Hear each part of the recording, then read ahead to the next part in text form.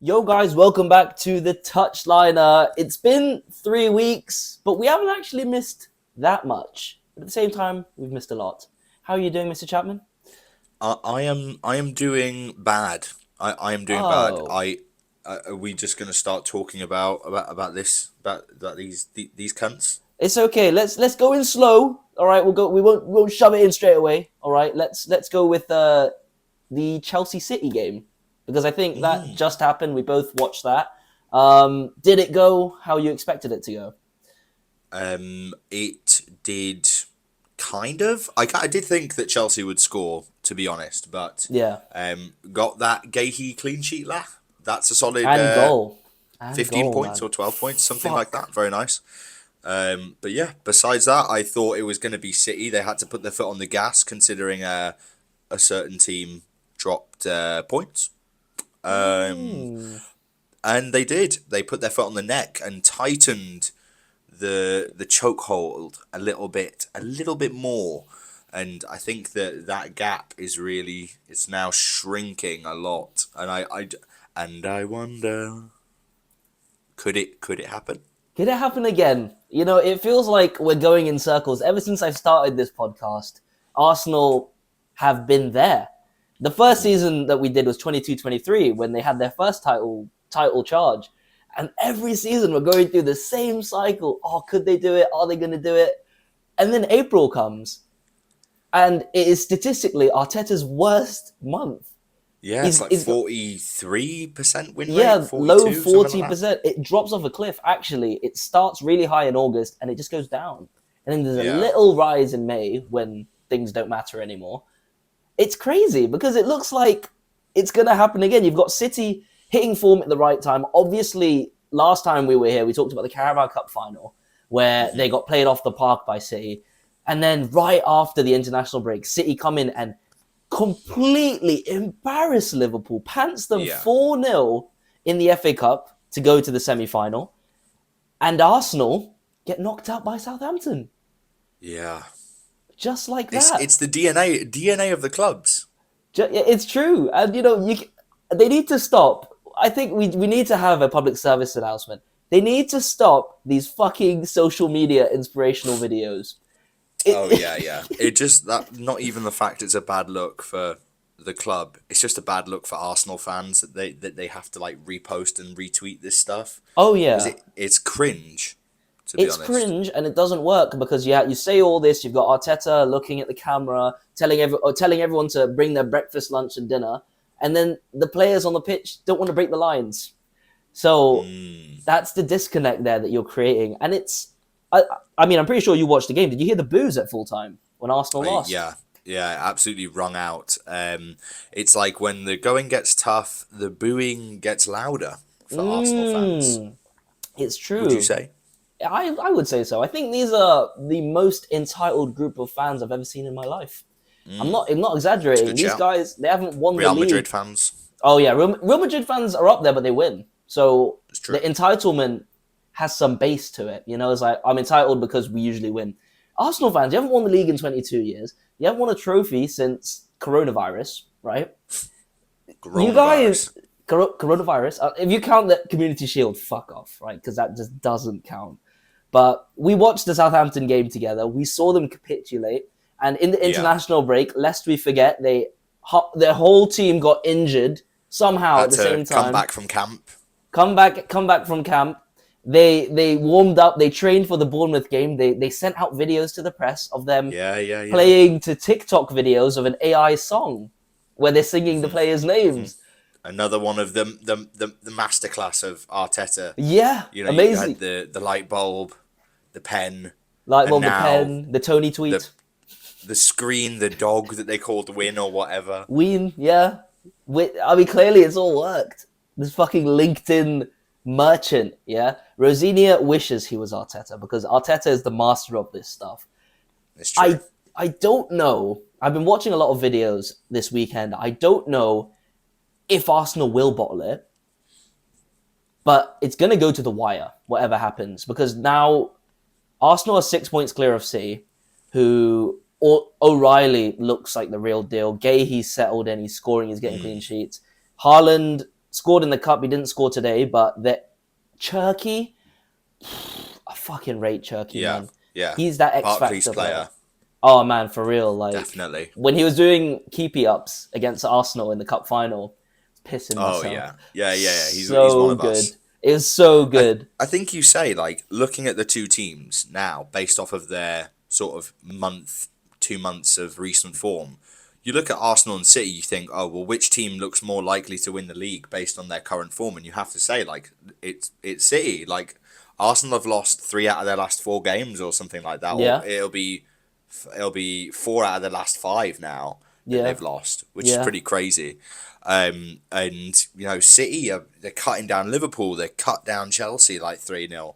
I think they're just full pace now, shooting for it. yeah, And I think that Arsenal have given them that leeway because the end of the season is always their, like we said, Arteta's statistically worst month, and Pep looks like he's squeezing the life out of yeah. them slowly. He's got his foot on the neck, man. He's got his foot on the neck. He's looking Arteta in the eyes. He's been here before. Pep's done it. He's been here Yeah, yeah. before. He's been here with Barcelona. He's been here with Bayern Munich. He's been here so many times with Man City in the last decade. He knows how to win from this position. I've said before, Fergie used to say, I want to be within a few points of them. He could have been 12 points behind this weekend. Yeah, And it's all of true. a sudden, it's 6 points and he's got a game in hand. And Yeah, he's got to play Arsenal. This away. exactly. Arsenal have got to go to the Etihad, where they never The win, Etihad, yeah. where they literally clapped over a 0-0. Okay, Oh yeah. this It's a great result. it's a great result. This could be generational. This could be Yeah. generational, and along the way, we've seen Arteta ruin some of the biggest players. I'm not going to say in world football, but Zubimendi, let's not forget, linked with Oh Liverpool, yeah. linked with City. All of a sudden, this guy in every big game chokes. He doesn't know what true. to do. He gets the ball, Yeah. he The starts pressure crying. might be getting to these players. The pressure's there, man. Gabriel as well might not be 100% fully fit, but he lost the ball in the lead Yeah. up to the Bournemouth goal. Hmm. They were at home as well, losing to Bournemouth at home. I am seeing the same cracks reappear, Mr. Chapman. Yeah. Do you? Very, Do you see very them? similar cracks. Very similar cracks. I think that you are seeing it more and more in the plays in every game, and when they lose that game or drop that point, it's just like an extra weight is on their shoulders now. And I think for all the Ballon d'Or shouts that I've been hearing for Declan Rice, I think he's really not asserted himself in the last sort of 5 or 6 Arsenal games that I've seen Yeah. in the last like sort of 2 months as a player that can carry a team when they're not playing well. Because what I've seen now from City, and I saw it from Bournemouth, when Zubimendi and Rice get pressured and get choked out of the game, they can't progress the ball. And Zubimendi making that awful back pass intercepted and it went straight to a goal. Like, they can't progress the ball forward in an effective way if Declan Rice is choked. And we're not seeing, I don't think, enough from him to prove to me that he has the ability to be a Ballon d'Or winner. Right? Nah, A Ballon d'Or nah. winner should be somebody who can carry the team when the team is playing shit or when Yeah. they're playing good. Do you know what I mean? I just don't see that with Declan Rice. I see that Declan Rice, actually, if anything, on the ball this season, I'd say he's actually been worse than he has in previous seasons. I think defensively, he looks quite strong. A lot of the good parts about his game for me are his tackles and his interceptions and his running. But like outside of that, this season, like I've not seen it, and I've not seen it in the games where they need it the most, where they need that ball forward. Odegaard, fucking invisible, Oh. completely invisible. Scared. Like, Scared, man. what their issue is, they can't get the ball forward and they can't sit right now. When their midfield is choked, they can't progress the ball to then sit around the edge of the box like they like to do. And then that's all of their game plan gone. They can't get those dodgy free kicks, which then they can whip into the box. They can't get the corners because they're not up there. They're not high enough. So that's, and like open play XG is the biggest issue for Arsenal. yeah. And when you choke off the two people who are progressing the ball, they've got no other option. And you like Madueke, Martinelli, what are these guys going to do? Like, they're not going to do anything for you. Fucking Madueke, £55 million signing, and he's rubbish. He's Yeah, rubbish. he's shit. He's shit. And like you said, with open play XG, they only managed to accumulate 0.19 to Yeah. Bournemouth's 1.2. But from from set play XG, 1.3. 1.3 XG. So they're relying almost solely on set pieces to get them over the Yeah. line. And we've been Yeah. saying it all year. We said it when everyone thought Arsenal were going to win the league. It's not sustainable. This is No. not a sustainable way to play to win the league. If you want to get Europe, maybe it could. It could get you Europe. It could get you top four. But to be at the pinnacle of English football, to challenge for the Champions Yeah. League, all this quadruple talk you were You need fucking to be talking about. multifaceted, and they Yeah. don't have that. They you know? don't, and their top goal scorer, right, Gyökeres. Fair play for putting numbers on the board, right? Yeah, He yeah, yeah. scored some decent goals, but the eye test does not lie. It doesn't lie. It doesn't. Okay. He is shit. He He's is bad, man. so Yeah. bad. When he got the ball against Bournemouth at the edge of the box, and it looked like he was already falling over before he took the shot, Yeah. and he scuffs It makes me think, like, how the fuck have Sunderland got Brian Brobby, right? But Arsenal spent, like, what, 65 million on Gyökeres or whatever it was. Yeah. Something ridiculous like that. And then you've got a proper striker like Brian Brobby just, like, sat in Sunderland. Like, that doesn't make any sense to me. It doesn't No, make any sense. it's the talent identification, man. Talent ID's off Yeah. at Arsenal, and you can see it from the players they signed.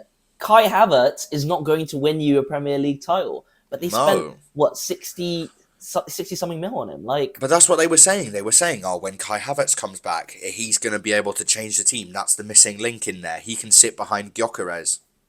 Do they know? Do they actually know? he's been sitting don't there. know. What's he doing? What's he doing? You got that video as well of Odegaard. I don't know if you've seen it, where Rice keeps passing it to him, and then Odegaard Oh yeah, passes and it he back. won't turn. He won't go on the half turn at all. He won't try and attack. He's just Too passing scared. it back to him. Too scared. Mate, Yeah, because they don't want to lose possession. That's all it's based on. It's keeping the ball and forcing it up into dangerous areas. That's all they do. There's too much fear in that team, man. They've been scarred Yeah. too many times, and It's true. They look cowardly, man. Because how are you telling me that David Raya has the second most passes played against Bournemouth? Only one less than Declan Rice. Yeah. How are you telling me Football's that? regressed, man. It's regressed backwards. The fact that I have to watch like teams, like even watching Newcastle, which we'll get onto, but just like force this mentality of like passing round the back, using goalkeeper, playing out the back, and it's just like I saw David Raya try an outside the boot pass when he was under pressure by two players against Bournemouth. Okay, what in the fuck is he doing, bro? Like, you should not be doing that when you're on a title charge. Like, No don't chance. fuck around, man. That's what I mean. They're weak bellies. That's what it is. Weak bellies. That is facts. It's facts. And now next Sunday, literally, we will be back here at the same time to talk about City against Arsenal in a Yeah. game that I think will decide the title. But 6-pointer, yeah. I think if City win, it's on. Like Arsenal. I mean, to be fair, I said that about this result because I did put it in our group chat. I did say I was like, oh, I've backed Bournemouth to win today. Oh, why, Ben? Why? That's so stupid. No, just wait. Okay, and they all waited and they saw what I saw. Okay, and I thought that loss for them was the capitulation. I thought you couldn't have lost at a worse time because it's your first game back. You need to kick on. You're home. You have all the cards and you've lost 2-1. That to me, this is a bigger head drop for me than what they will have if they lose to City. I think their heads are already dropped now. yeah, I think they have. I think they might be done. Early prediction, do you think Yeah. they go on to... Oh, No, I think City win the league now. Genuinely. shit. I'm there now. I'm happy to put myself out there and say I've seen enough signs of the mismanagement from Arteta, the cowardness to not go out and take games by the scruff of the neck and play attacking football. You know, I'm seeing the signs that he is not taking enough risks to win sometimes. To try and play for a draw. He did it, Yeah. honestly, when he did it in the cup final, fucking outrageous. Southampton, you're falling to a team in the Championship. And then now, Bournemouth in the league at home, encouraging the fans, telling them to come back the early kickoff. You never back the early kickoff. What did Gandhi tell you? Yeah, Gyökeres doing this All the fans equalised. Like, it's just like, just get the ball. Why is he laughing? Why is he like? Do you know what I mean? It's the mentality, man. It's the mentality. You cannot fix it. I think if City need to have an emphatic win against Arsenal, and I think if that happens, title is coming back to Manchester. Damn, bro, but on the other side, oh man, that will be so. It'll be so good. Huge 6-pointer. And you know what it is? Arsenal will only be 3 points ahead, and that's one loss. 3 points ahead, and who do they have after City? Can you imagine? Yes. Can you imagine? Away at the Emirates.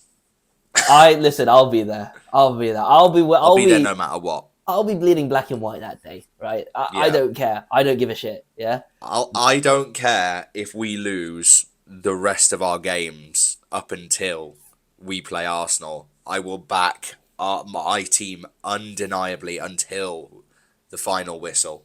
Yes. That we will win that game and we will take 3 points off them. And I am what do you call it? I'm visualizing this. I'm putting that into the universe. Here we go. I see us winning. Anthony Gordon penalty 1-0. Anthony Gordon penalty 1-0. That's all I need. That's all I need.